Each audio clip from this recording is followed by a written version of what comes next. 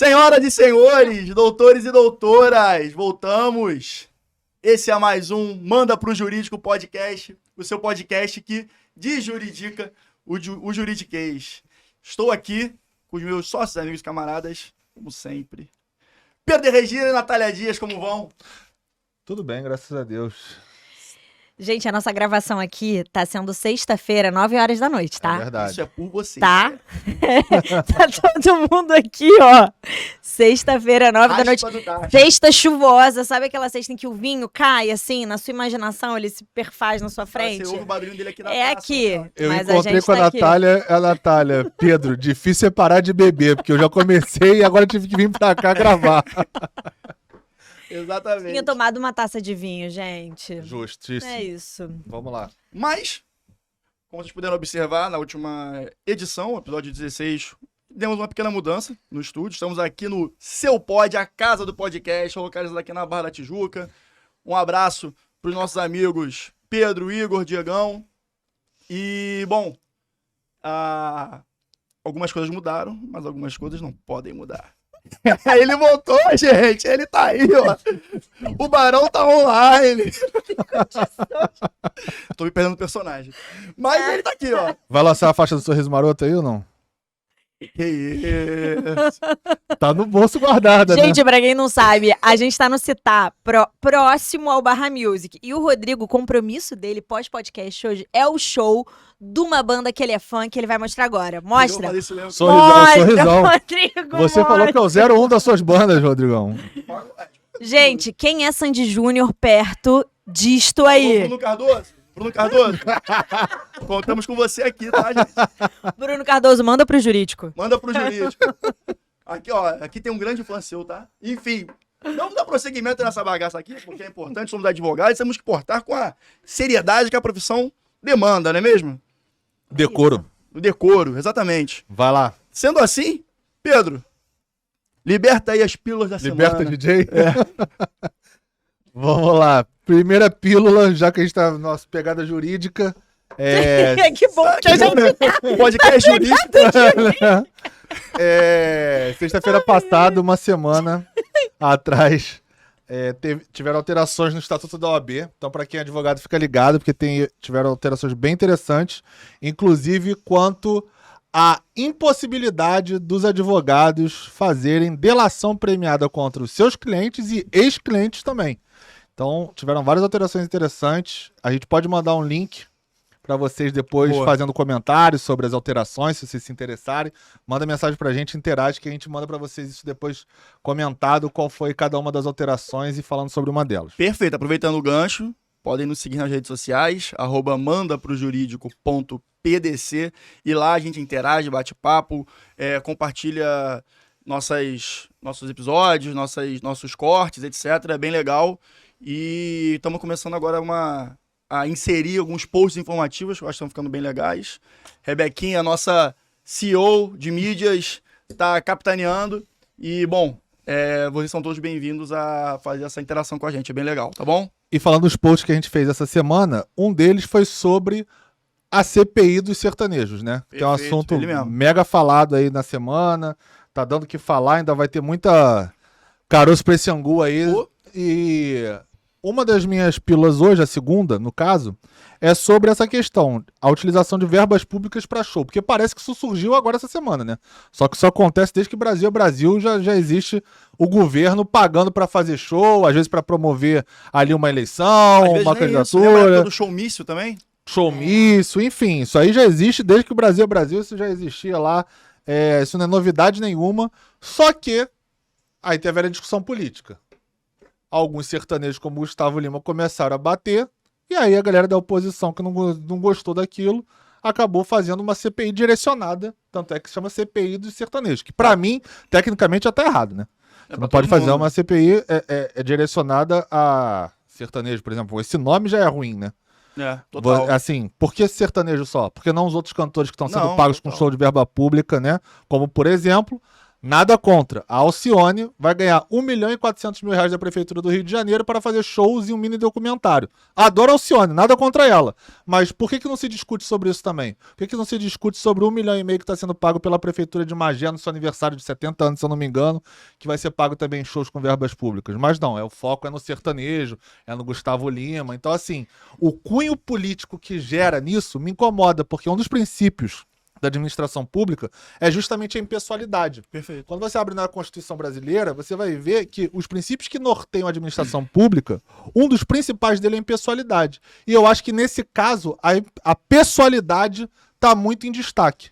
E é isso que me incomoda nessa CPI dos sertanejos. Cara, mas daí eu discordo de você.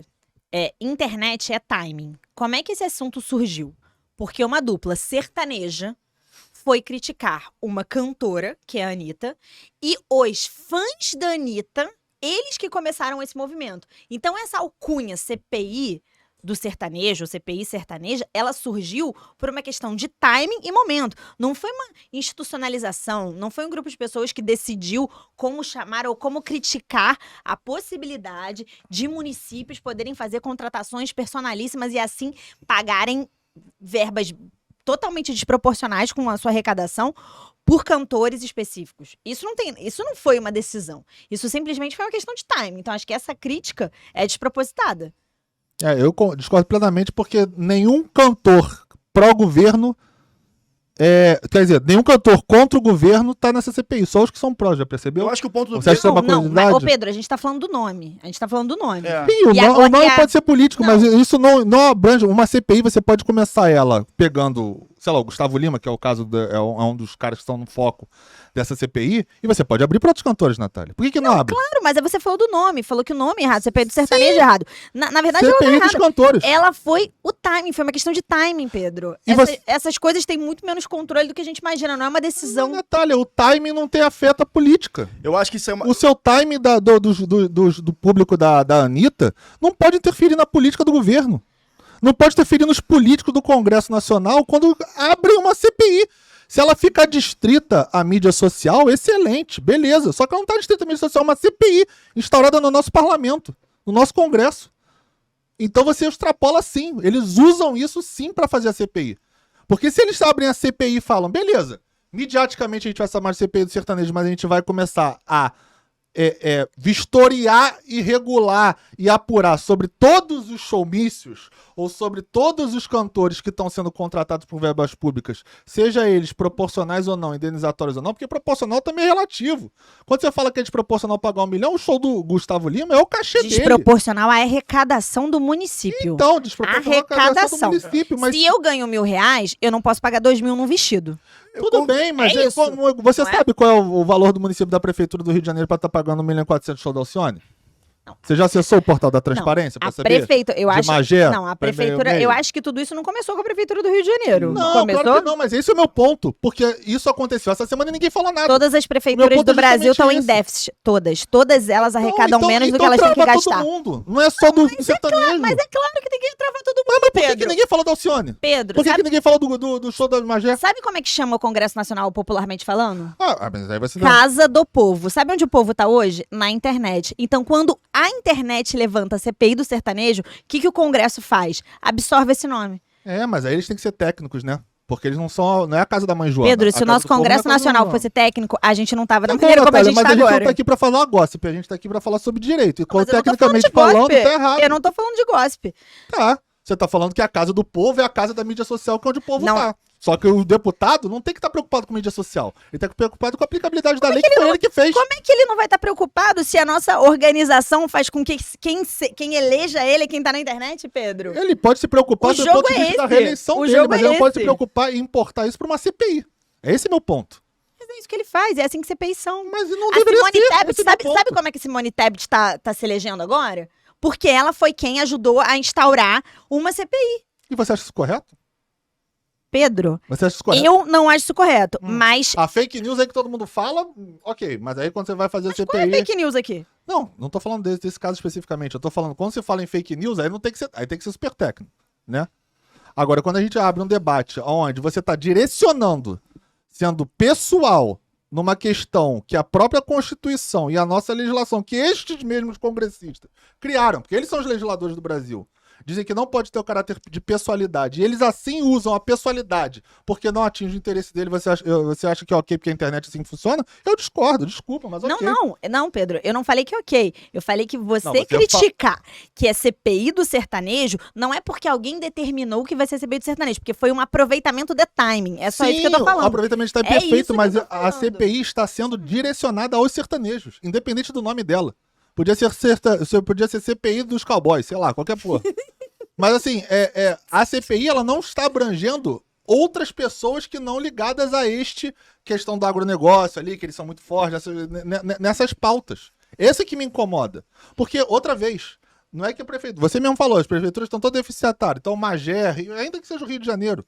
Rio de Janeiro, em tese, é uma prefeitura rica, mas tudo bem, não sei como é que tá agora por toda a transparência, se está positivo ou negativo, diante dessa crise que a gente está vivendo. Mas assim, o fato é, quando as prefeituras contratam esses shows, isso sempre aconteceu e nunca bateu na pauta. Isso começou a ganhar relevância? Aí eu concordo com você. Por uma questão midiática, que os caras se aproveitam do tema para poder fazer campanha política para ele se reeleger, para falar que ele tá batendo no A e tá batendo no B. Aí ok, aí eu concordo com você.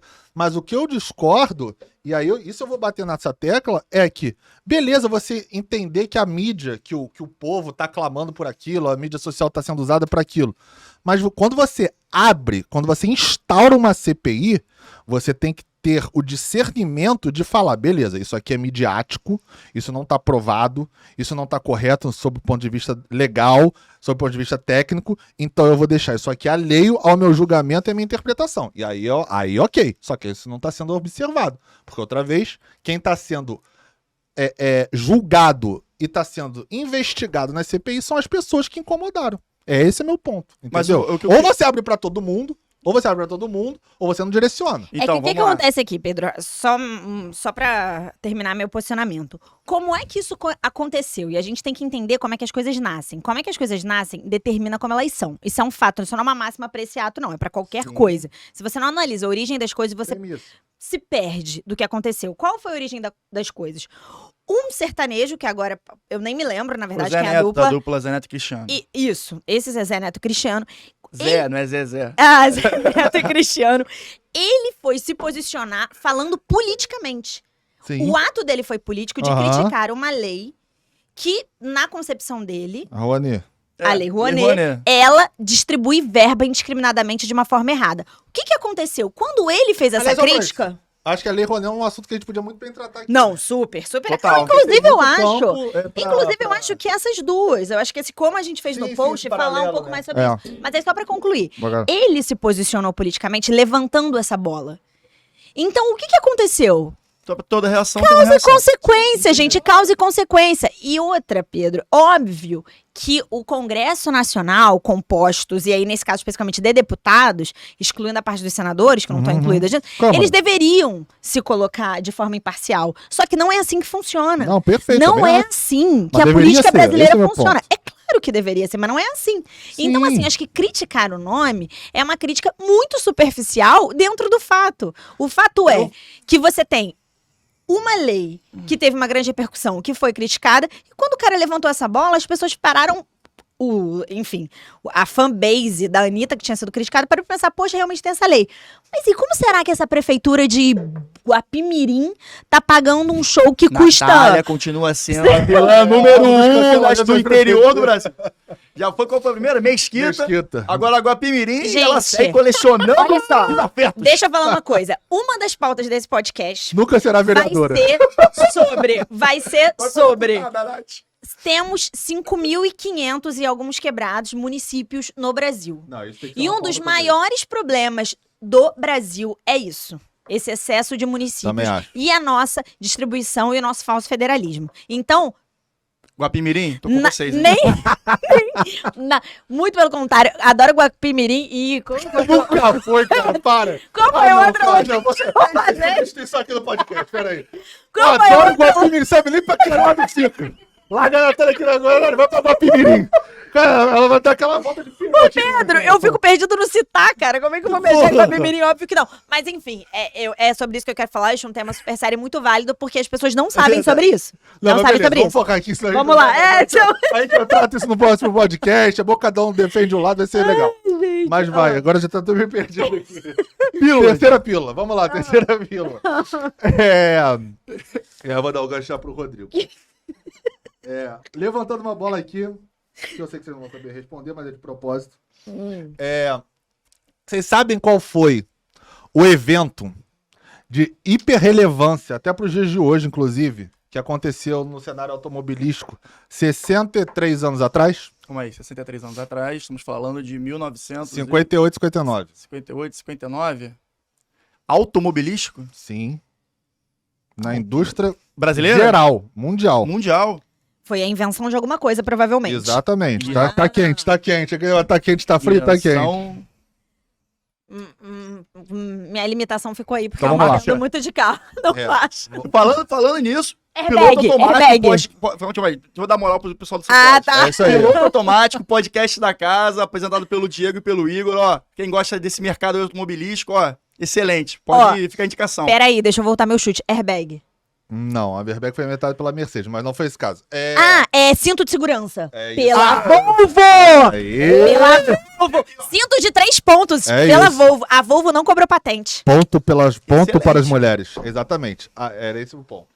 A Volvo, 63 anos atrás, ela chamou um engenheiro chamado Nils Bolin. Ele é um sueco e ele era especialista em ejeção de piloto de avião. E a Volvo queria desenvolver um sistema de segurança para os carros, para os veículos dela, né? Então ela chamou esse piloto, esse engenheiro, que demorou 1 ano para desenvolver exatamente o que a Nath falou. O cinto de segurança de 3 pontos. E aí eu acho que o grande ponto da Volvo foi porque quando ela inventou isso, naturalmente ela arrecadaria bilhões Sim. com essa invenção. E ela abriu a patente porque ela entendeu que aquilo seria muito mais benéfico e ela entendeu a importância daquilo para o mundo inteiro. Pra humanidade. Então ela abriu a patente dela para que qualquer montador, inclusive as concorrentes dela, pudessem usar isso. Então achei uma atitude nobérrima e super relevante para todo Humana, mundo, né? né? Humano. Acho que Nobérrima. Eu vou sair daqui e vou usar esse adjetivo. Então, Excelente. já deixando o gancho aí pro nosso primeiro caso que o Rodrigo vai começar Exatamente. agora. Reforçando, que a Nath me interrompeu, Piloto Automático, podcast aqui da casa também, que fala sobre carros especialistas, o Diego e o Igor. Vocês estão mais convidados a conhecer também. Acredito que a galera que gosta de carro vai gostar bastante. Agora, o gancho, pra gente não perder aqui o foco do podcast, eu vou até pedir aqui pro Brunão. Brunão, corta aqui pra vogar aqui na tela. Esse caso aqui, ó, que é o caso da BMW. Mas aí você pensa, BMW, o que aconteceu com a BMW? Só pra situar as pessoas, a gente vai apresentar alguns casos hoje que tomaram uma grande relevância popular, enfim, mundialmente. E o primeiro é esse aqui, cara. E agora a gente te fala, tem aqui o número do RESP que a gente fala, nesse momento é que tá no STJ, ainda tá em tramitação, é importante frisar isso. E para você ver, né, como a justiça no Brasil, em certos casos, em muitos casos, é lenta. Enfim, isso é outra pauta, é outro tema também. Mas é o caso da BMW, o acidente da BMW 328i do cantor João Paulo. Para quem não sabe, João Paulo era a dupla de Daniel, esse mesmo. O Daniel que tá no The Voice aí e tal. Cantorzaço sertanejo super famoso e reconhecido. Eles eram uma dupla e, enfim, estavam estourando na época e o João Paulo comprou essa BMW modelo 328i. Enfim, tava aproveitando, né? Tava crescendo profissionalmente, ganhando seu dinheirinho, enfim, e comprou o BMW, porque ele não é bobo nem nada. E tá certíssimo, tava certíssimo. Só que aconteceu, cara, quando ele tava por volta de 1.000 km rodados, de acordo com a perícia feita, ele teve um acidente que veio ao óbito do cantor. Tava sozinho no carro, enfim. Capotou. Tem até umas fotos aí que a Rebeca colecionou e botou aqui na imagem. Enfim, um acidente brabo. E, posteriormente a isso, foi feita uma perícia técnica com mecânicos, etc. E foi constatada uma falha mecânica no carro. Um carro de 1.000 km rodados, né? Então, quer dizer, é um carro novíssimo. E, posteriormente a isso, a família, a viúva do cantor, do falecido, entrou na justiça visando uma compensação, uma indenização por parte da BMW perante esse falecimento, né? E ao ocorrido. E, cara, hoje em dia, como ainda está em tramitação e etc., a indenização pode girar de 250 a 600 milhões de reais. E aí eu te pergunto, por que isso? Porque foi feito na inicial um pedido para que houvesse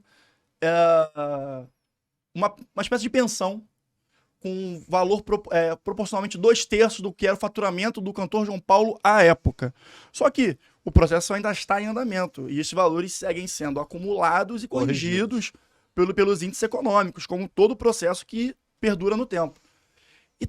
Enfim, nesse caso, ainda não temos uma decisão, o que não acho que seja positivo para nenhuma das partes. Talvez a BMW estrategicamente faça isso para ir empurrando, mas teve recentemente uma decisão em sede de STJ, mas também nada conclusivo, é uma questão mais processual mesmo.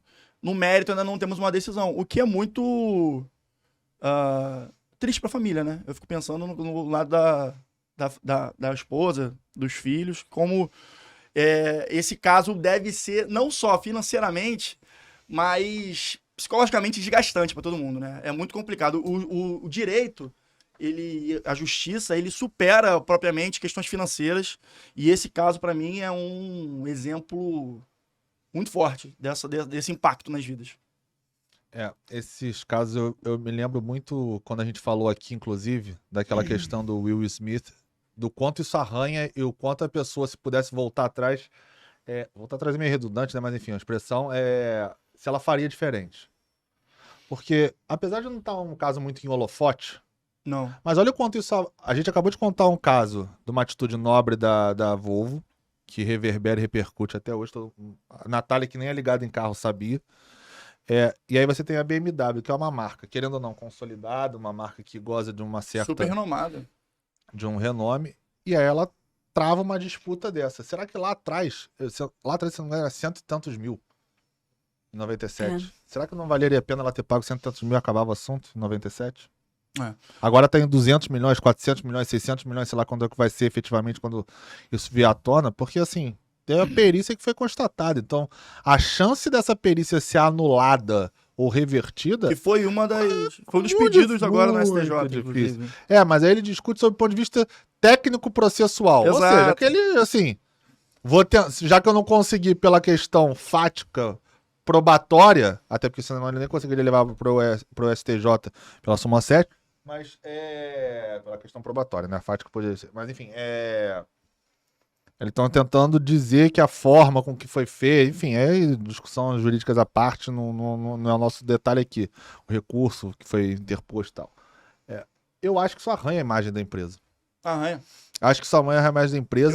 Lembra que a gente teve aquela conversa sobre o caso da Amber Heard com o Johnny Depp, que a gente falou, cara, também, se eles tivessem oportunidade hoje em dia de sentar e conversar, tomar um chopp, ela toma um drink, um vinho, toma um vinho, sei lá, e fala assim, cara, esquece isso. Vamos seguir em frente, vamos resolver aqui entre a gente, não vamos meter a justiça no meio. Eu acho que é a mesma coisa. De repente, hoje em dia, o cara que bateu o martelo lá atrás quanto a esse processo, hoje em dia, às vezes o diretor jurídico nem tá mais lá, né? Vamos supor, o CEO no Brasil da BMW com o diretor jurídico, sei lá, 5 anos depois, vamos supor, em 2002, né, foi em 97 o caso, sentaria e conversava, cara, vamos esquecer essa porra, vamos resolver isso em um acordo, vamos resolver, é melhor pra todo mundo. Entendeu? Muitas vezes faz falta essa conversa, tipo, cara, vamos baixar agora e resolver isso. Às vezes, na decisão estratégica da empresa da época, não faço a menor ideia, nem conhecia muito esse caso, até a gente resolver trazer hoje no podcast, ela também pode ter muito a ver com uma ideia de assumir a culpa, né? Então, enquanto você não... Pode ter sido uma reflexão na época. Eu não concordo com esse tipo de pensamento, mas eu acho que alguns corpos jurídicos e empresariais concordam. Não assumir a culpa, ou seja, não sentar para fazer um deal, pode garantir uma imagem até o limite de que não, eu não estava errado. Eu não concordo, eu acho que desgasta, eu acho que você estica a corda, nunca acho benéfico. Mas eu acho que pode ser que tenha sido mais ou menos por esse tipo de caminho. Eu tenho certeza que na verdade foi esse caminho, Nath. É o famoso utilitarismo lá de Jeremy Bentham, né? Pra quem não sabe, o cara era britânico, passou em Oxford em Direito 15 anos de idade. Resumindo a história é esse, ele é o pai do utilitarismo. Sabia pouco isso aí. Um pouco inteligente. Mas, e aí pegando esse gancho, os Estados Unidos então é mestre nesse tipo de estatística. E aí um caso, inclusive, que eu vou trazer, pegando esse gancho que você falou sobre decisão estratégica de não assumir culpa, existe um caso da Ford, um carro chamado Ford Pinto, o nome até. Obviamente não veio com esse nome para o Brasil por questões óbvias, né? Mas o Ford Pinto, de um determinado momento, descobriram que quando tinha uma colisão traseira, o tanque de combustível dele explodia. E o que isso aconteceu? Esse carro teve mais de 12,5 milhões de unidades vendidas no mundo inteiro. Então, foi um carro bem vendido da Ford, que naturalmente, depois desse caso, saiu de circulação, mas era um carro bem conhecido da Ford na ocasião. E aí, quando descobriram que o tanque de gasolina explodia se tivesse uma condição traseira, a Ford foi processada. Só que qual que foi o turning point desse caso? Qual que foi a mudança desse caso que gerou toda a repercussão? A Ford já sabia disso. E a medida para que o tanque de combustível não explodisse e matasse todo mundo que estava dentro de uma colisão traseira era muito simples. Era uma placa de plástico que você botava entre o tanque de combustível que custava, na ocasião, se eu não me engano, $11. Só que o que a Ford fez? A Ford fez um levantamento de quanto custaria para fazer o recall, vamos dizer assim, disso, e instalar esse dispositivo. Porque nesta ação judicial especificamente, o pedido foi de $200 mil. Então o que a Ford calculou?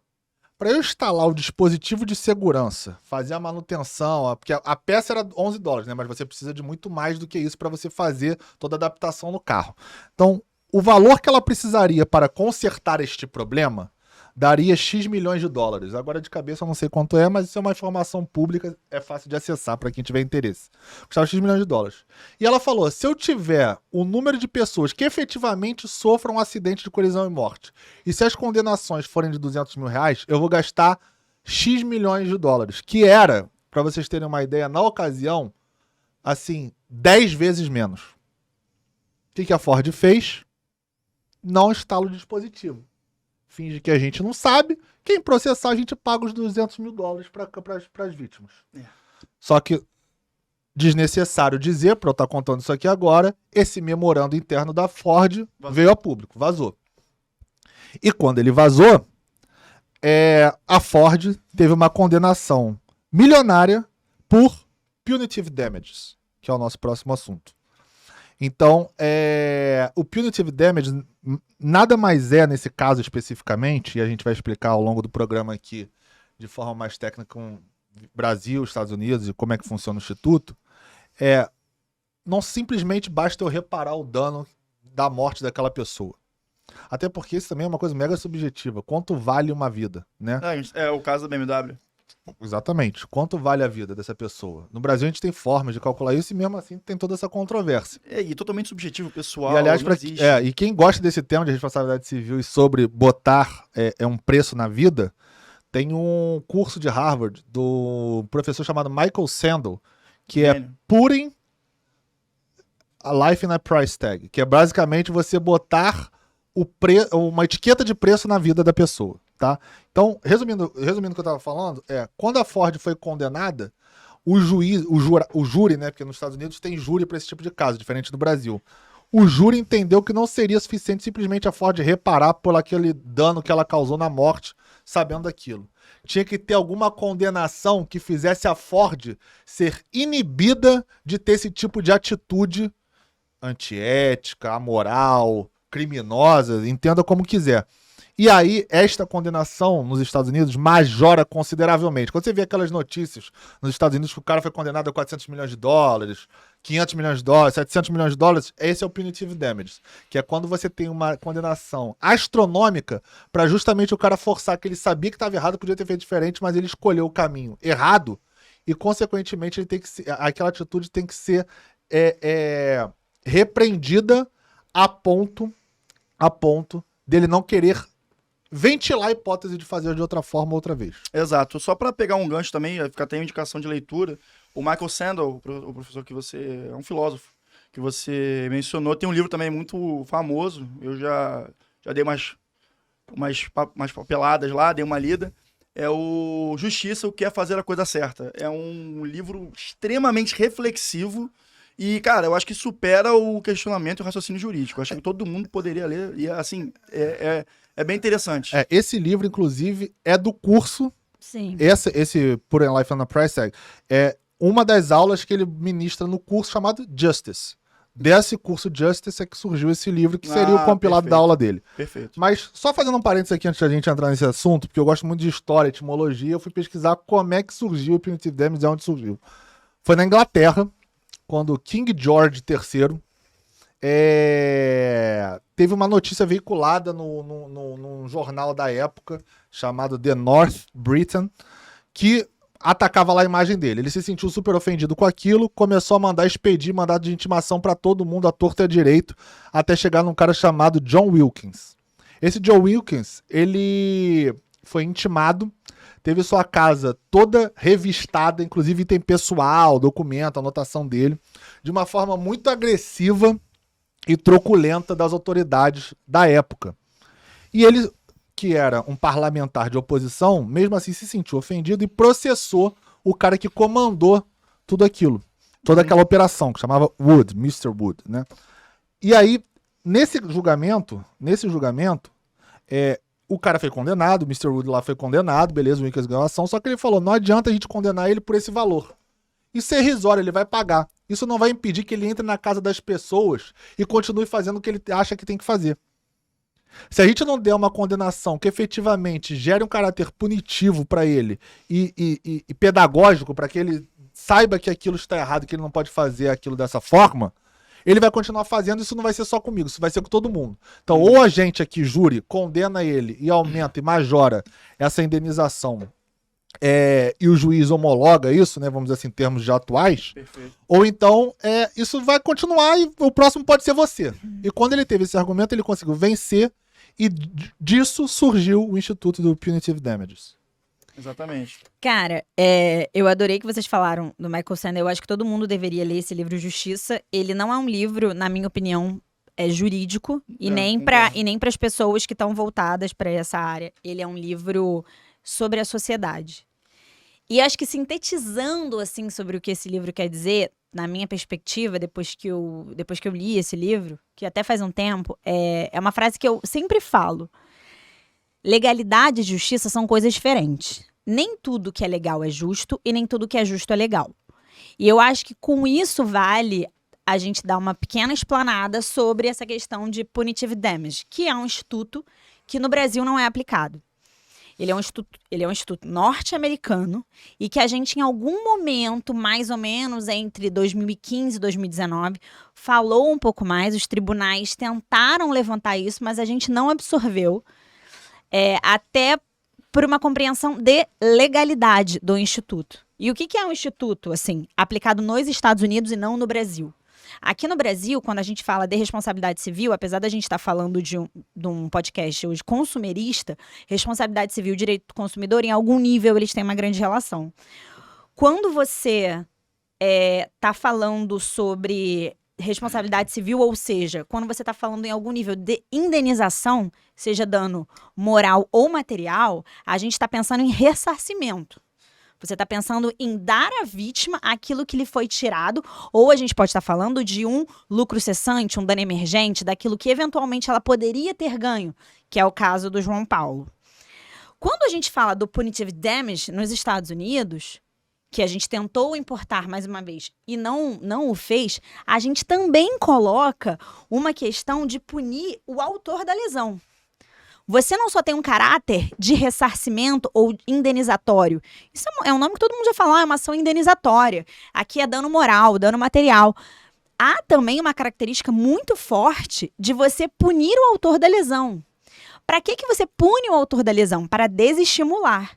Por isso que esse instituto no Brasil, quando se ventilou isso no STJ, ele era a teoria do valor do desestímulo. O objetivo dele não era somente você ressarcir a quem teve um evento danoso. É você desestimular quem teve algum ato. Em regra, quando a gente está falando de direito do consumidor e não necessariamente de responsabilidade civil, você está falando de uma empresa frente a uma pessoa física. Naturalmente, uma empresa tem muito mais poder, informação e, em regra, dinheiro do que uma pessoa física. Então, você fica numa relação desproporcional. Desequilibrada. Eu gosto desse instituto, mas eu entendo que no Brasil existem ressalvas para sua aplicabilidade. Eu acho que o judiciário eventualmente não faria bom uso dele. Mas qual é o problema da gente não fazer algum uso de uma espécie de desestímulo às empresas, seja numa eventual ação de responsabilidade civil ou puramente consumerista? Se você não desestimula, você, por via oblíqua, estimula. Exato. E entrando já já talvez num campo mais de rotina consumerista, direito do consumidor, a gente tem diversos exemplos que podemos observar que o consumidor é, sim, vítima de abusos de grandes empresas, enfim, seja... Cara, todo mundo já viveu isso, ou conhece alguém que viveu, que recebeu 30 ligações de cobrança de uma empresa, sabendo que estavam cobrando dinheiro de outra pessoa. Meus primeiros casos, inclusive o Bita, Alexandre, também meu amigo, foi meu primeiro cliente nesse caso, foi o primeiro cliente, inclusive. Foi um caso desse, que ele recebeu uma cobrança de um banco diversas vezes. Ele falou, cara, tem dia que me ligaram 42 vezes. Sim. É um inferno. Sim. Assim, fala, é só uma ligaçãozinha. É não é uma ligaçãozinha. É assédio, né? Quando você liga 42 vezes, a gente tá falando de quase 2 vezes por hora. Sim. Você não consegue trabalhar. Inclusive, em regra, isso é entendido como mero aborrecimento. Só que teve um caso recente Exato. que a pessoa recebeu 100 vezes a ligação e tinha aprovado. Aí o STJ, não me lembro se foi JEC, não me lembro qual foi o tribunal, pra ser sincero. Mas ele entendeu que nesse caso não era mero aborrecimento. Ali estava extrapolando, né? Aí exatamente. Entra o desestímulo. Por Você isso, desestimula a empresa a manter esse tipo de conduta. Eu acho que o punitive damage no Brasil, eu não acho que tenha que ser um copy-paste do modelo americano. Mas eu acho que em certos quadros, certas janelas dentro do direito brasileiro, a gente pode beber um pouco da fonte desse instituto, sim. Porque o problema é que as pessoas não sabem também, quando elas importam, né, quando elas param para estudar certos institutos estrangeiros, elas não param para estudar a fundo como é que ele funciona. Sim. Que é uma coisa bem... Né, o fake news já existe há muito tempo, porque o brasileiro nunca foi pesquisar a informação, o fundamento da informação. O brasileiro pega a isso informação, já é uma coisa aí qual for que mais interessa. Exatamente. Ele vai ali naquilo, e se alguém falou que é amigo dele, aquilo é a verdade absoluta e o baile segue. Mas assim, por que eu tô falando isso? Porque no próprio Estados Unidos, diferente da nossa legislação aqui, que é uma legislação, sei lá, Código Civil, Código de Defesa do Consumidor, tanto faz se você estiver no Amazonas se você estiver no Rio Grande do Sul. Vai ser da mesma forma, é a mesma lei, não tem diferença. A lei é mesmo. Os entendimentos podem ser um pouco diferentes, mas a lei é de tribunal, mas a interpretação sobre alguma questão do caso concreto. Mas a lei é exatamente a mesma. Nos Estados Unidos, não. Nos Estados Unidos, cada estado pode fazer a sua legislação. Nos Estados Unidos, cada estado tem uma legislação específica. E alguns estados, por exemplo, como Louisiana, sequer aceitam punitive damages. Então, em Louisiana, por exemplo... E são 50 estados, né? Nos Estados Unidos tem estados que não aceitam punitive damages. Eles não entendem que aquilo é válido, aquela aplicação. Então, só aí já é diferente do que se prega. Louisiana é um estado especificamente complicado nos Estados Unidos. Tudo bem, mas não ele é um híbrido do civil law com o common law. Mas não é o único. Então, assim, o que eu quero dizer com isso até nos Estados Unidos, para você usar o instituto do punitive damage, você tem requisitos também. Não é também a torta e a direito. Não é para qualquer tipo de ação, não é para qualquer tipo de caso. Não é assim que você pode usar desenfreadamente e restritamente, que foi inclusive a palavra que o STJ usou para não validar o instituto aqui, no Brasil, do punitive damages. Ele bota exatamente essa palavra. Eu acabei falando sem querer, mas ele usou exatamente essa palavra. O instituto não pode ser usado irrestritamente. Porque você tem que parar para analisar o caso e você tem que fazer a adaptação. E aí, naturalmente, o julgador vai ver se ele tem que majorar aquela condenação ou não. Porque esse instituto do punitive damage, como eu disse, começou lá na Inglaterra, mas ganhou muita força nos Estados Unidos, né? Ficou mais famoso, vamos dizer assim, nos Estados Unidos. O grande lance dele é que até o nosso Código de 16, a gente não tinha certos institutos, como, por exemplo, o 944 O Código Civil. do Código O Código Civil. Civil que ele tá falando. No Código Civil de 16, que é o anterior ao nosso atual, que é de 2002. Isso. Então, ele não tinha institutos como que veio no Código Civil atual, do 944 e do 884, dos artigos 944 e 884 do Código Civil atual, que você tem certos parâmetros. Então, por exemplo, o enriquecimento sem causa, que é do 884. Então, quando você dá uma condenação, por exemplo, astronômica dessa de 400 milhões que você condena a Ford, pô, você tá enriquecendo a pessoa sem causa. É muito enquadrável essa hipótese, entendeu? Porque não se enquadra num dano moral. Porque não é razoável você ultrapassa o que você recuperou no dano material. Exatamente, então, porque você tá enriquecendo sem causa. Você não tem motivo daquele dinheiro estar entrando. É basicamente exatamente isso. Parece meio piegas, assim, a forma dele ter falado, mas é bem didática e explicativa, porque é isso mesmo. Assim, não faz sentido. Tudo bem você perder o seu ente querido, é uma coisa complexa, ninguém tá aqui pra julgar esse tipo de informação, porque é muito difícil você botar a price tag numa vida, né? Uma etiqueta de preço numa vida. É muito complicado. Como é que você faz isso? Né? A situação do julgador é muito complexa. Quanto vale a sua vida? Quanto vale a minha? Quanto vale a sua? Quanto vale a sua aí que tá assistindo a gente? É muito difícil você fazer essa valoração. Sempre vai ser motivo de debate. Sempre vai ser motivo de debate, mas o ponto é, alguém tem que botar. Porque você não tá no judiciário pra pedir? Porque se você não estivesse no judiciário pra pedir, não teria essa discussão. Então, de alguma forma, você vai ter que botar. Exato. Seja o parâmetro que você utilize, quanto ele ganhava, qual era a projeção da carreira dele, expectativa de vida, independente da métrica que você use, e tem algumas parametrizações para quem interessa pelo esse tipo de caso no direito brasileiro, em jurisprudência, você tem que botar um preço.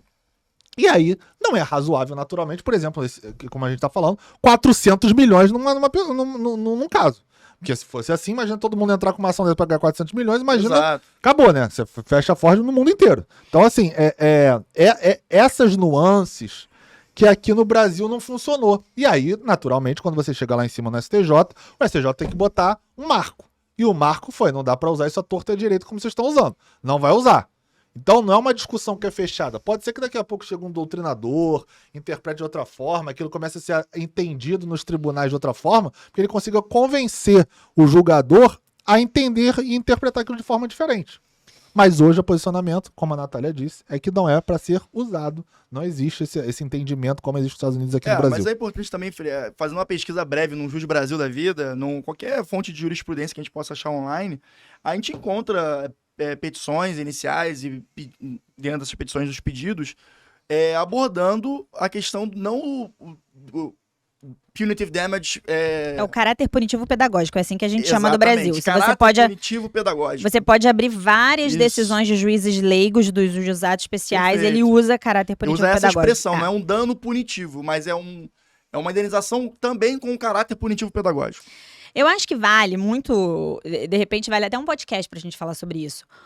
Quando eu trouxe essa ideia da gente falar sobre punitive damage, quando a gente trouxe o direito do consumidor, é mais pra gente abrir a nossa cabeça e pensar que existem outras formas de enxergar a relação entre empresa e pessoa lesada.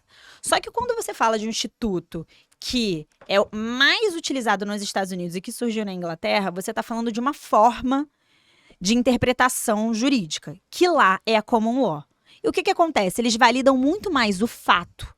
Aqui no Brasil, a gente usa civil law. Então é por isso, e eu acho que essa é uma explicação técnica válida, por isso que é tão difícil para o Brasil importar esse tipo de conceito. Porque quando você chega num tribunal superior, ele não vai conseguir validar legalmente. Porque a nossa legislação vai ser contrária a esse tipo de coisa. Mas só fazendo um posicionamento em relação a essa acesso irrestritos e indenizações milionárias irrestritas. Na minha opinião, esse tipo de condenação com caráter punitivo pedagógico, usando o termo que os juízes leigos... Juiz leigo é o juiz que não é togado, ou seja, não é aquele juiz de direito que trabalha no juizado especial, que é uma lei que surgiu no Brasil, que tem juizado especial civil, juizado especial criminal, para desafogar o judiciário. Eu acho que um dos motivos é esse, e dá celeridade, porque em regra é uma ação que tramita muito mais rápido. Pelo menos assim ela se pretende na lei dela e de fato é o que acontece, ela é uma ação mais rápida. Sim. Eu acho que você não vai ter várias indenizações milionárias, porque você não vai ter várias ações, porque não vai haver requisitos. porque as empresas vão ficar inibidas de praticarem aquele tipo de ação. Se você recebe 42 ligações por dia e o juizado especial civil faz uma condenação de R$2.000 para o banco XYZ, você acha que isso incentiva ele de alguma forma a não continuar ligando 42 vezes para um número X de pessoas? A média dos clientes que eu peguei com esse caso das ligações específicas, eu peguei bastante esse caso no início da minha carreira, era a média de R$3.000. E tinha ação que os caras levavam até pro STF, cara. O cara levou até o STF esse caso. Então, assim, eu acho hoje em dia que... nem poderia, né? Eu acho que a gente... Assim, um dos problemas do judiciário... Eu sou uma advogada, eu não gosto do judiciário. Eu lido com o judiciário, mas eu não gosto do judiciário, não gosto da estrutura. Eu fiquei 3 anos na Escola de Magistratura do Estado do Rio de Janeiro, vivenciando o judiciário no aspecto da magistratura. Então, eu estava muito do outro lado, como estudante, obviamente. Mas eu não... Definitivamente, eu não acho que o judiciário seja uma boa sala de negociação. Tudo que você puder fazer longe dele, faça. É uma recomendação profissional aqui. E você, com esse nível de demanda, você infla o judiciário. Aí você tem um juizado especial civil que fica atolado, porque, assim, em números, quantas demandas diárias de problemas consumeristas, tipo banco, você não tem. Você pega decisões padronizadas, porque o juiz leigo, ele não vai dar conta desse nível de demanda. Então, você pega decisões padronizadas, que dão indenizações baixas. Basicamente, você alimenta um monstro. Exato. E a gente pegou até um relatório do CNJ para dar uma olhada com relação aos juizados especiais, como é que está a taxa de congestionamento, como eles chamam. E a gente pegou aqui tanto na fase de conhecimento, quanto na fase de execução, para dar uma visão, assim, completa, né, de todo o procedimento dentro do juizado. E ano passado os números não mudaram, continuaram com o mesmo nível de taxa, não atingindo a meta, e inclusive a fase de execução com uma tendência a distanciamento da meta. Assim, a tendência numérica, matemática, é essa. Quer dizer, então o cenário atual é esse. O juizado especial civil hoje em dia não solucionou um dos objetivos, um dos gargalos que estava proposto a tapar. Mas aí é importante também falar, só para o pessoal entender, Pedro e Nath, vocês podem falar isso só até caráter informativo. Qual a diferença do juizado especial civil para a justiça convencional, para entrar com uma ação TJRJ, por exemplo? Eu acho que assim, o Pedro pode falar melhor, mas assim, basicamente, hoje, além de alguns requisitos, é o valor da causa. O valor da causa, exatamente. Teto, né? Teto, perícia, enfim. Tem alguns requisitos. Assim, na verdade, perícia basicamente, mas enfim, outra história. Eu acho que a gente pode sintetizar, a gente pode trazer a lei, que é até uma lei legal, assim. Baixa complexidade e o valor da causa, ou seja, você tem uma limitação. E a lei dos juizados especiais... Por que a gente falou aqui do juizado especial civil especificamente? Porque a maioria esmagadora das demandas consumeristas vão para o juizado especial civil. O famoso juizado de pequenas causas, o JEC. É o juizado de pequenas... O pessoal mais fala... O juizado de pequenas causas. Juizado de pequenas causas. Exatamente. E aí, só fazendo um parênteses, antes de ter esse posicionamento do STJ, foi curioso porque lá no escritório a gente teve um caso que a gente ganhou um punitive damages.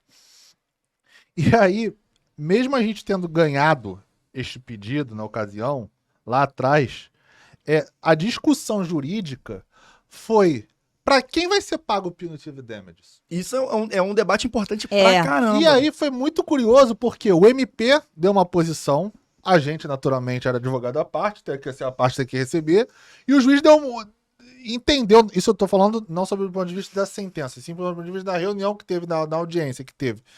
E o juiz estava entendendo de uma outra forma. Só uma dúvida, por que o Ministério Público estava opinando nessa... É porque tinha questão ambiental envolvida. Aí enfim... Eu fiz essa pergunta, gente, porque não é sempre que o Ministério Público faz parte de uma ação.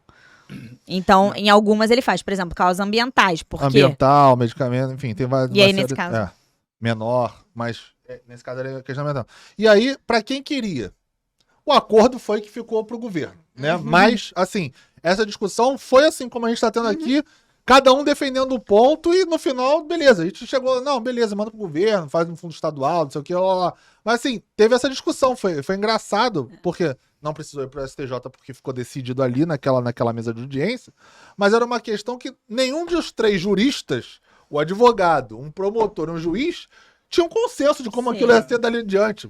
Porque ainda que você condene, tá bom, mas e agora pagava quem? Qual é o CNPJ que recebe isso aí, entendeu? Exato. E aí teve essa discussão que eu achei bem curiosa, mas outra vez, hoje em dia não é esse o entendimento do STJ, hoje em dia isso não se aplica.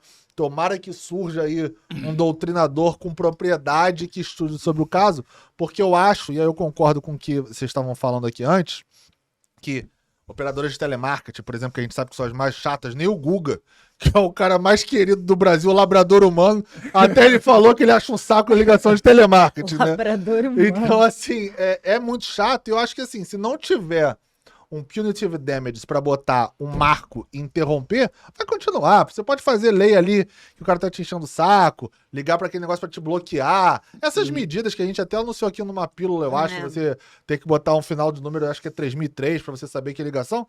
Gente, todo mundo sabe que hoje em dia celular, o cara tá ligando o teu celular pra fazer ligação de telemarketing, né? Exato. O que eu mais recebo aqui é celular. Celular aqui, por que número você tá me ligando? Você vai lá e vem uma ligação gravada.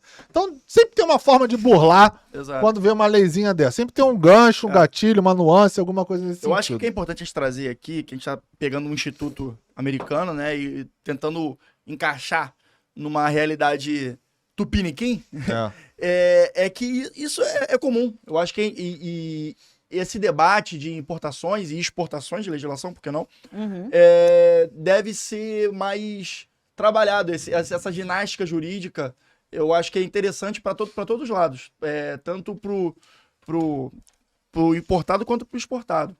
É verdade. Nesse mesmo sentido, já cabe ao nosso próximo caso aí, que são das marcas. Como é que é? Corta pra um aí.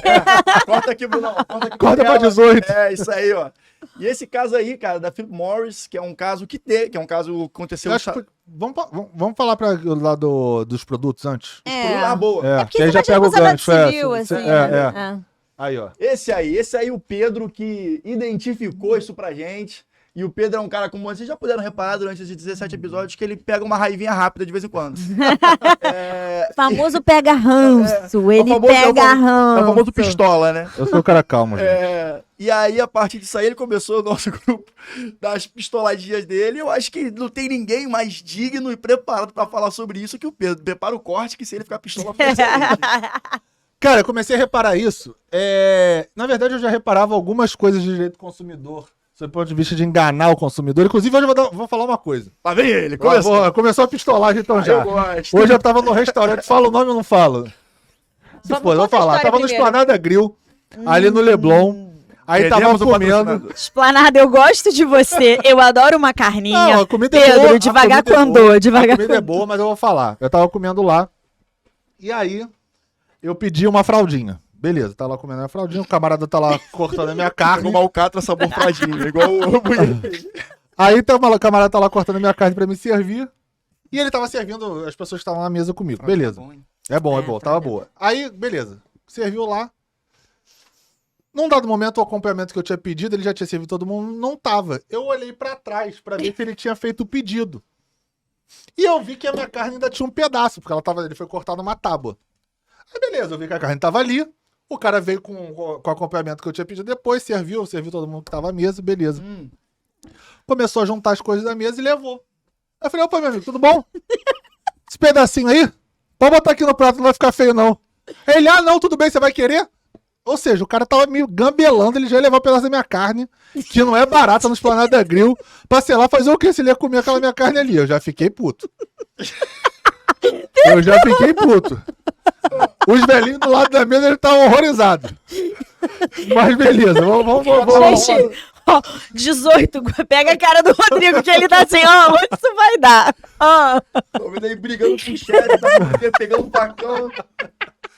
E aí, cara, isso não é a primeira vez que acontece lá, isso me deixa irritado, ainda mais no restaurante que tá cobrando 140 prata na fraldinha, né? Mas vamos lá, vamos seguir. Sem os 12%, né? Mas vamos lá, vamos seguir. Pra ser sincero, R$136. Pode ver lá que... Meu Deus, cara, aí vamos vamos lá. mesmo. Casos. esse negócio de direito do consumidor para poder chamar atenção e vender o produto para você, enganar o consumidor de alguma forma, começou a me incomodar quando os biscoitos, eu não sei se vocês sabem, não sei se vocês já repararam isso, começaram a reduzir. E aí lá atrás ninguém avisava nada, botava uma informaçãozinha pequena, até que o Procon começou a se ligar nisso e falou que tinha que ser uma informação destacada, que você tinha que fazer quando você fosse alterar, seja a fórmula ou seja a quantidade, você tinha que deixar aquilo bem claro durante os períodos específicos para os consumidores se adaptarem. Mas foi o Procon que falou isso com... Foi o Procon que falou isso com a marca de biscoito? Eu não ouvi. Foi o Procon. Pensei que se fosse me zoar com o da carne. Não, eu queria saber. Foi o Procon. Se teve provavelmente teve alguma... O Procon não falou até agora do Outback, né? Que a batata diminui e o preço aumenta. Mas eu também falei isso. Isso é muito grave. Quando o Outback cortou o acompanhamento e cobra agora por fora que eu falei, todo mundo me criticou. Não é possível. Eu fui lá. Falei, pode ir lá que o Outback tirou o acompanhamento da carne e aumentou o preço em R$10 de cada carne lá. Brasil, mas vamos seguir. Vocês estão percebendo, eu tô alimentando a fera aqui. Vamos seguir. Gente, mas um assunto, então, depois que a gente vai tratar é sobre inflação. O preço dos alimentos aumentou, então quem comercializa alimentos... Mas pré-pandemia também. Eu vou botar a fatura do meu cartão de crédito aqui pra nego infartar. Vamos lá. Produtos. Beleza, vamos ao caso aqui agora. Vamos pro caso. Leite Ninho. Eu não sei se vocês já repararam, mas a Ninho agora lançou, além do leite em pó Ninho, que esse aqui é esse aqui é leite em pó, eu acho, né? Tá meio ruim a imagem, mas acho que é. Ela lançou o composto lácteo. E a embalagem, meus camaradas? Joguem no Google. Composto lácteo da Ninho e leite em pó da Ninho. É igualzinho. Ali tu tem que ser perito pra identificar a diferença. Essa aqui é outra. Essa aqui é Fases, é diferente. Ah, tá.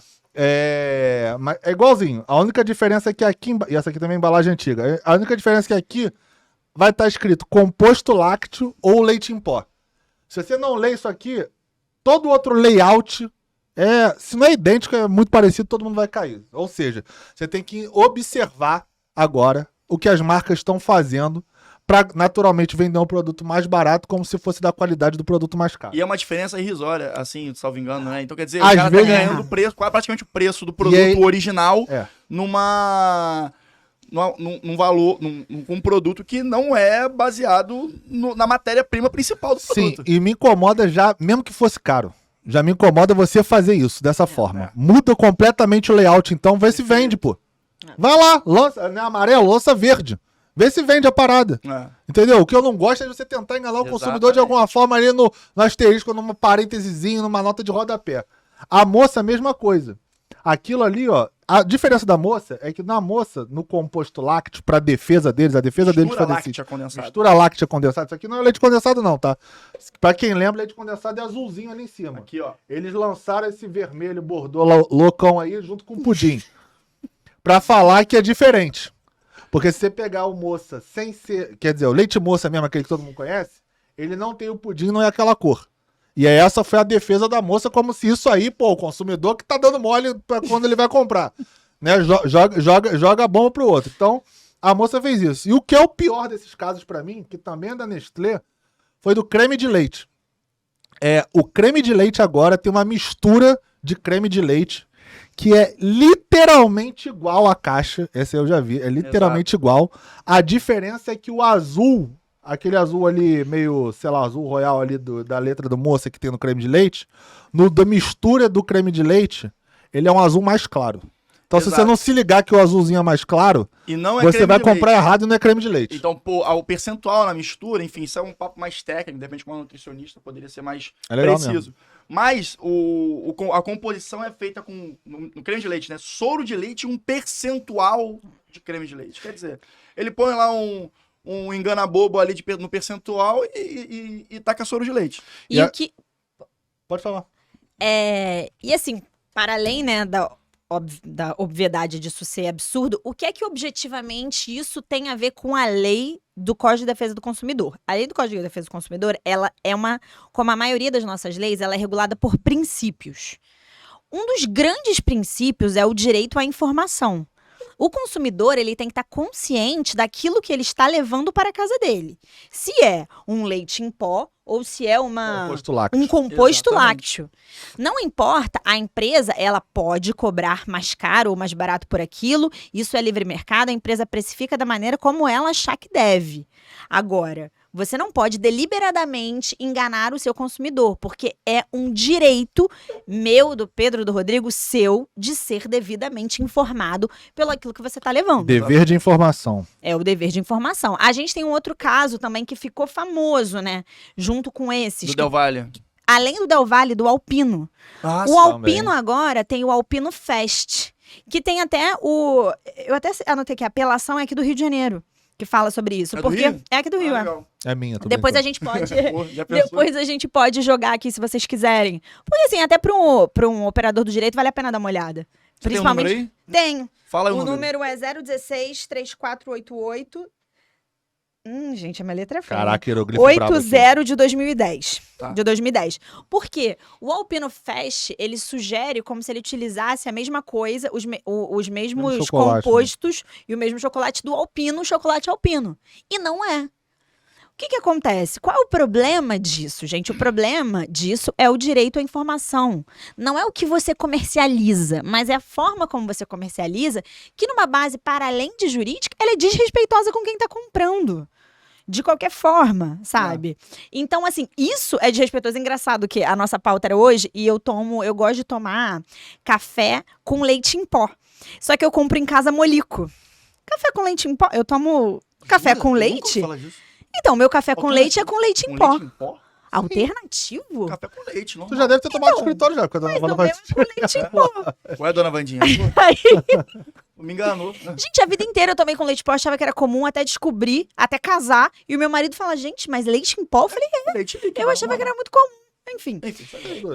Eu fui olhar hoje o Molico. Nunca tinha me atentado a isso, gente. Eu não sou atenta a esse tipo de coisa. O Molico é o Molico azul, que é o que eu Desnatado. consumo. Não, é desnatado. Aí, Pedro, tá sabendo, hein?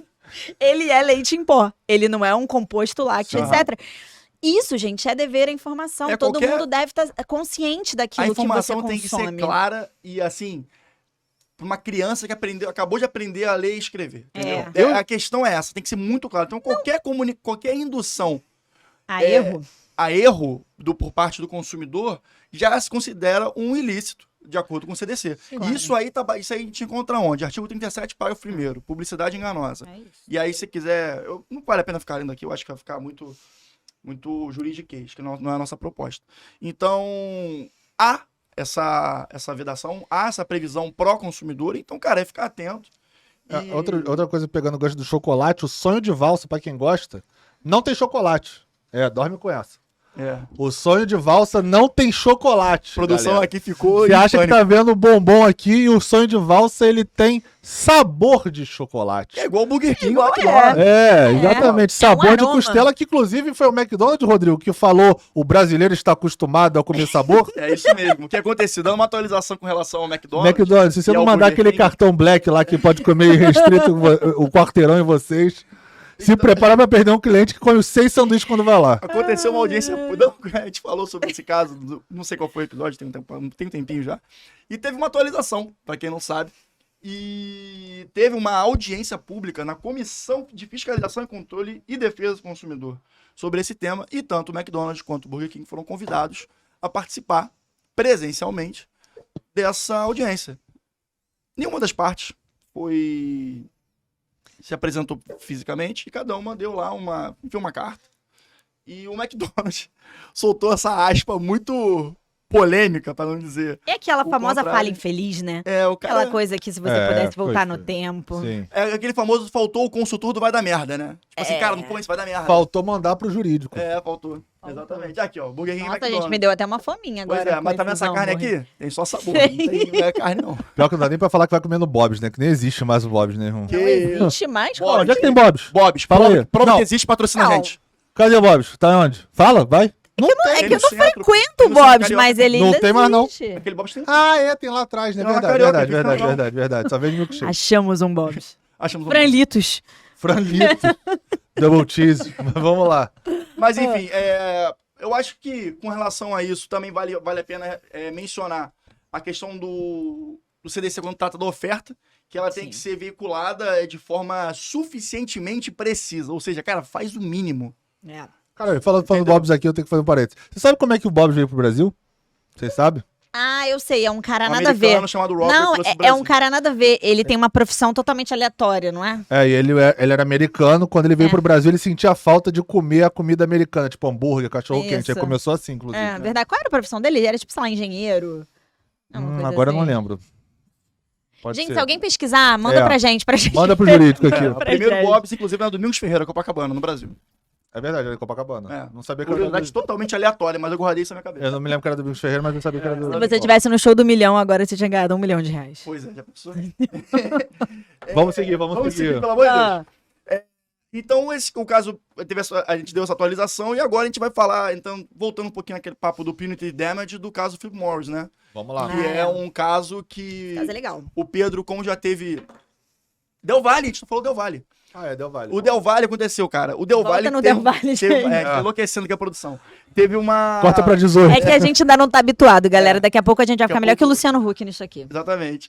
O que aconteceu? O caso da Del Valle foi o seguinte, gente. O PROCON do Distrito Federal proibiu a Del Valle a comercializar o suco, falando que o suco era um suco. Porque ele não continha a quantidade mínima para ser considerado néctar, suco ou refresco. É que é de 50%. Exatamente. É aquele suquinho de anilina que a gente já conhece, É né? uma bebida saborizada. É tipo Ah. Tang. Quem lembra do Tang? Aliás, como é que é o tangue? Será que é suco? Não deve ser pó de alguma Cara, coisa, o né? Tang deve ser uma coisa que uma gelatina. Vamos lançar aqui. Enfim, Gelatina líquida bebível, sei lá. e aí o PROCON, nesse caso, já se posicionou e já trouxe essa vedação ao suco Del Valle, porque eu acho que enfim, bate nessa tecla da informação, da publicidade enganosa, que é uma prática. É uma Cara, prática. e eu acho que nesse caso, e na verdade eu nem estudei especificamente pra gente falar nesse viés, mas ele também tem um aspecto de saúde pública, Putz, muito. especificamente nesse caso do Exato. Del Valle. Porque quando você sugere ao consumidor que você está ingerindo suco, que é tem uma percepção social que é algo saudável, mas na verdade você está ingerindo mais do que 50% de compostos açucarados, isso é totalmente diferente. Você causa obesidade, você incentiva a diabetes. Eu acho que esse caso não teve nada a ver com isso, que o juiz do Distrito Federal não chegou nesse ponto, mas é só uma outra perspectiva De saúde também que a pública. gente pode olhar sobre O tangue isso. é preparado sólido de fruta. Caraca, loucura. que loucura. Mas é importante bater esse papo com relação ao Del Valle, porque já houve algum posicionamento das autoridades públicas quanto a isso. Mas vamos agora bater na tecla da Philip Morris, porque o Pedro já trabalhou nesse mercado, né? De certa forma, tempos atrás. De Então, certa forma, não. Total não forma. não diretamente na Philip Morris, entendeu? Não, sim. Mas, enfim, eu acho que cabe essa pauta, porque bate na tecla do Punitive Damage também. E, enfim. Então, Pedrão, fala aí o que esse caso, porque eu acho que vai ser bem interessante. Vai arredondar bem a pauta. Na verdade, eu vou fazer um parênteses antes também, pegando aquele gancho que a gente estava falando do caso do Ford Pinto, das aulas do Michael Sandel. O Michael Sandel também fala de uma vez no caso da Philip Morris na República Tcheca, sobre o utilitarismo aqui que a gente falou, de Jeremy Bentham e tal. Enfim, na República Tcheca, a Philip Morris tava tendo, naquela época que tava tentando você parar de fumar, políticas de governo... Peraí, Pedro, só fazer um parênteses que eu acho válido. O Pedro falou, a segunda vez que ele fala sobre utilitarismo. Qual é a lógica utilitarista que os Estados Unidos especificamente usa? Você vai encontrar utilitarismo com concepções diferentes. A vida, ela tem uma análise quantitativa. Você pode pensar, uma vida vale mais do que 500 mil vidas? Ou uma vida vale a mesma coisa do que 500 mil vidas? Você entendeu? Uhum. O que vale mais? Eu posso optar por abrir mão ou deixar com que seja ceifada uma vida para poupar outras 500 mil? Ou não, isso não é justo. A ótica utilitarista, ela pensa nesse aspecto, mas ela analisa sob a ótica quantitativa. Uhum. Ou seja, 10 vidas valem mais do que uma. Essa é a ótica utilitarista. Não, Existem várias vertentes, na verdade, da ótica utilitarista, Sim, mas várias essa é uma delas, sim. várias Também vertentes. tem o bem-estar da pessoa, enfim, aí Sim. são cada uma vertente, por isso que eu nem entrei nesse mérito, porque É. aí alongar não era o tema. Mas enfim, o caso da Philip Morris na República Tcheca foi o seguinte: naquela época de política de acabar o tabagismo, parar de fumar e tal, eu inclusive trabalhava nessa época numa indústria tabagista e peguei todo esse olho do furacão lá. Na época que isso teve na República Tcheca, a Philip Morris, usando o utilitarismo, ela levantou um estudo dos custo e benefício, né? Dos prós e contras. Dos prós e contras, tá? Que é, outra vez, uma das filosofias, uma das vertentes do utilitarismo. Dentro dos contras que ela botou, é que naturalmente você tem um custo excessivo com saúde pública. Porque o governo tem que investir naquilo, porque as pessoas fumam, aquilo causa naturalmente doenças, daquilo reverbera para outros assuntos, enfim, e aquilo gera custo para o Estado. Em compensação, nesse estudo da Philip Morris, ela botava os benefícios. Qual que era o benefício? Primeiro, tributação. Todo mundo sabe, e principalmente no Brasil isso acontece, em países desenvolvidos também, Austrália, altíssimo, enfim. A maioria dos países hoje tem uma alta tributação, é muito taxado os produtos tabagistas. Para desincentivar o consumo. Justamente para desincentivar o consumo, exatamente. Então, dos prós que a Philip Morris naturalmente levantava é: eu pago muito tributo. Se você fizer uma política dessa, eu vou deixar de pagar tanto tributo assim que as pessoas vão deixar de consumir. Então você vai deixar de arrecadar. Né? Aí outra vez. É na balança quando você bota entre você botar uma vida ou está ganhando dinheiro, né? Nesse caso, assim, de forma rasa, naturalmente, né? Outros custos. Quanto mais as pessoas usam tabaco, naturalmente elas morrem mais cedo. Então você economiza INSS, pensão, previdência, custo de moradia. É pirâmide etária, né? Exatamente. E assim vai. No caso da Philip Morris aqui, exclusivamente, que a gente tá falando... Tem um filme muito bom sobre esses argumentos da indústria tabagista, que é o Obrigado por Fumar. Muito bom. Filmaço. É bem antigo, mas é legal. Né? Exatamente. Eu ia fazer essa dica da Nath depois que a gente falasse sobre todo o Eu caso achei Philip que começou Morris. a levantar essas bolas. Achei bem interessante muito bom falar mesmo isso agora, porque é um filmaço, recomendo. E é um trabalho, fala de relações públicas, né? Então, é bem interessante. Pedro, e resumindo o caso da República Tcheca, naturalmente, quando esse estudo veio a público, teve uma comoção popular muito grande, porque ele estava levando por um lado que as pessoas se sentiram na República Tcheca naturalmente incomodadas. Mas beleza, o caso da Philip Morris aqui é da condenação que ela teve, não foi isso? Foi. Condenação que ela teve nos Estados Unidos. Estado do Oregon.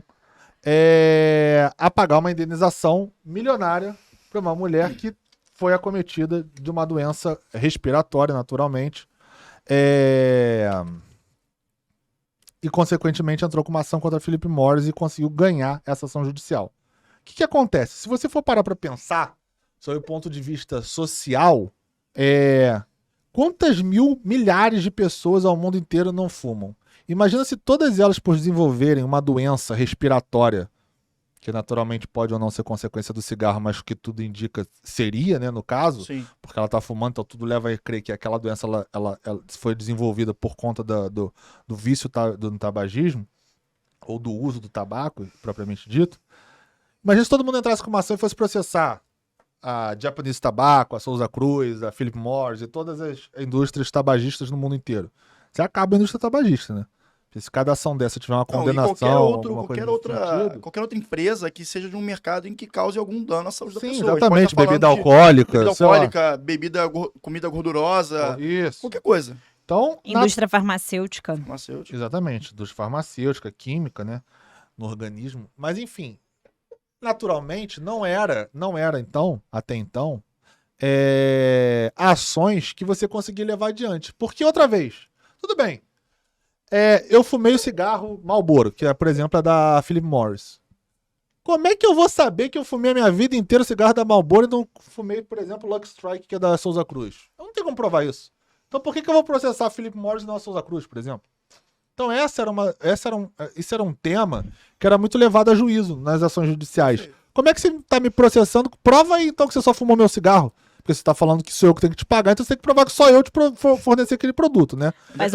Faz um litisconsórcio passivo. E o pulo do gato foi justamente esse. A pessoa conseguiu provar porque ela tinha todas as caixas gravadas, aquela coisa bem de americano.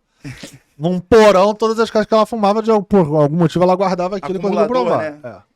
Então, assim, ela provou que consumiu o cigarro da marca exclusivamente porque tinha um porão só daquilo ali. E a indenização bateu com punitive damage. Exatamente, que majorou lá para milhares e milhares de dólares para poder condenar a Philip Morris nesse sentido. Pois é, tá aí, tem mais um caso americano, né? A gente vai tentar fazer um post sobre outro caso essa semana lá no nosso Instagram, @mandaprojurídico.pdc, que é o caso da... Como é que é o nome da menina? Quando você pensa aí, inclusive um caso muito emblemático também que atingiu a Philip Morris, foi quando o cowboy da Marlboro morreu, né? Morreu. O cara que fazia propaganda. O cara foi que o era cara um fazia ícone propaganda. da Marlboro lá, subia, pra quem é mais novo não vai saber, mas Tinha joga na Hollywood internet. também, não tinha É. O Hollywood, ela era muito forte pra esporte, ela Esporte. patrocinava carro de Fórmula 1, inclusive. Exatamente. Não, isso é interessante, porque hoje em dia a propaganda de cigarro, proibido. ela é vedada, né? Ela é Exato. vedada. Eu peguei essa transição. Você pegou? Eu estava trabalhando me nesta lembro. transição Eu não me lembro não muito só de a legislação da propaganda propaganda de já era cigarro. proibida quando Você eu fui lembra? Eu não me trabalhar, lembro muito. mas eu peguei a mudança da legislação onde você não podia mais fumar em ambiente interno. Ah, isso eu peguei também. Eu devia eu tava trabalhando ter lá na uns época. 16 anos, É, por aí, eu acho. é Eu por tinha aí. uns 16 anos. Porque eu lembro Não, que... foi 2010, 2011. 10, 12 anos a menos, 18. Exatamente. E eu lembro que eu peguei essa coisa que era até uma coisa. Agora eu posso falar, me sinto confortável em falar, mas era muito curioso, porque quando teve essa transição, você não podia fumar, por exemplo, dentro da empresa. Eu tava numa indústria tabagista, né? Então eu não preciso dizer que um monte de gente, não, aqui a gente vai continuar fumando, tal, não sei o que, até que chegou uma hora que a gente falou, gente, é melhor a gente parar, porque vai dar ruim se bater uma fiscalização e tal. Aqui. A gente vai ser multado, tal, não sei o que. E aí, o que foi a medida que eles adotaram? Quem fuma pode descer e ficar 15 minutos lá embaixo fumando. Cara, olha que coisa E interessante. aí a galera que... É engraçado que a galera que é vagabunda e não fumava, como pô, acho que eu vou falar que eu vou fumar, não sei o que, pra descer e ganhar 15 minutos toda vez. Essa Cara, cigarro ó, aqui, ó. olha que coisa interessante que eu pensei aqui agora. Na maioria das vezes, a lei vem para estruturar posturas sociais que já existem. Mas muitas vezes, algumas outras vezes, ela também vem e modifica a maneira como a gente vive. Quando essa lei surgiu, de você não poder fumar em ambiente fechado, hoje em dia ela é uma lei tão natural que se você vai a algum outro lugar, um outro país, em que as pessoas fumam em ambientes fechados, gente, entre 10 brasileiros, eles vão achar aquela conduta estranha. Exato. Eles vão, de alguma forma, se incomodar, inclusive tabagistas. Então, olha que legal ou não legal, aí depende Curioso, no mínimo. de quem vai e de quem vem, né? Mas modificou totalmente. Por exemplo, eu já não me lembro muito bem como é você ir a um restaurante e ter alguém fumando lá dentro. Ou até assim, ir a uma boate e as pessoas fumavam Isso que lá eu ia dentro. falar. Eu voltava pra casa, assim, um cheiro de cigarro dos pés à cabeça. É bizarro Gente, porque... Isso na minha cabeça é inimaginável hoje em É dia. bizarro porque até este marco regulatório, todo mundo, e outra vez, pra quem é novo não passou por isso, mas todo mundo na boate, no bar, as pessoas fumavam dentro do ambiente fechado. Então, Cara, era você um ficava fumacê. defumado. Era um fumacê e você acostumava com aquilo. É, E aí, uma quando você loucura. muda e você vê alguém fumando, você fala, caraca, tem alguém fumando. O cara, meu, tá fumando no banheiro, mas tu já sente o cheiro. É verdade. É muito mais bizarro sensível. isso, É é. verdade. Não, uma loucura. Lembrei aqui o nome, tá? O caso do café do McDonald's contra Stella Liebeck. Que a gente vai tentar elaborar um post informativo, mantendo essa pegada de algum conteúdo informativo no nosso Instagram, @mandaprojurídico.pdc. Eu vou falar sempre pra vocês seguirem a gente. Isso é tipo o Silvio Santos, aquela propaganda da Jequiti, que aparecia assim do Tem nada. que botar assim aqui o microfone aqui. Assim, né? Jequiti, sim. Isso deve ser algum nível de abusividade. Né? Você pode, é uma propaganda indireta. Você tá ali vendo televisão. Jequiti, imagina.